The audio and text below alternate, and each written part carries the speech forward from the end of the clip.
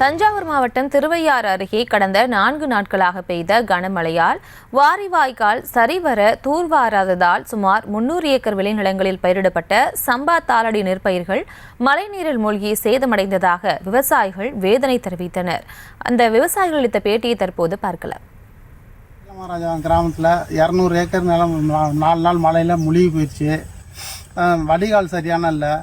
இது கால்வா போடுறவங்க கொலா வச்சு ரோடை ஆக்கிரமிச்சதுனால தண்ணி வடிய மாட்டேன்னுருச்சு. இப்போ நாங்கள் கிட்ட 35,000 கிட்ட செலவு பண்ணியிருக்கோம் ஏக்கருக்கு. ரொம்ப நகையெல்லாம் அடை வச்சு கஷ்டப்பட்டு செலவு பண்ணியிருக்கோம்.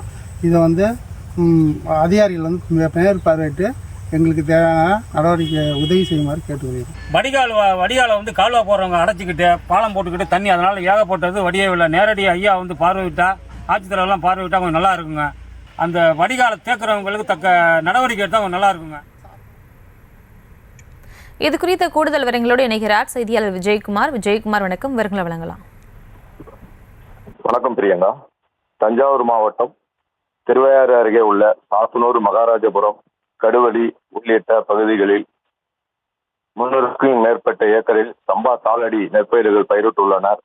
கடந்த 4 நாளாக பெய்த கனமழையால் வாய்க்கால் சரிவர தூர் வாராததால் மழைநீர் நிரம்பி வயல்குள் பூந்து ஒரு ஆள் மட்ட உயரத்துக்கு நெற்பயிர்கள் நீரில் மூழ்கி சேதம் ஏற்பட்டதாகவும், வடிகால் வாய்க்காலை தனிநபர்கள் ஆக்கிரமிப்புகளை அகற்ற வேண்டும் என்றும் அதிகாரிகள் நேரடியாக ஆய்வு செய்து உரிய இழப்பீடு பயிர்களுக்கு வழங்க வேண்டும் என்றும் விவசாயிகள் கோரிக்கை விடுத்தனர்.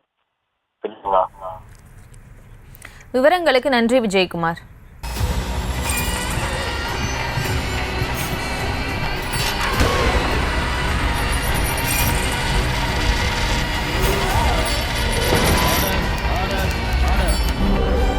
நிகழ்தகவு குற்றங்களின் மறுபரிமாணம். நாள்தோறும் இரவு 10 மணிக்கு இணைந்திருங்கள் நமது நியூஸ் தமிழ் தொலைக்காட்சியோடு.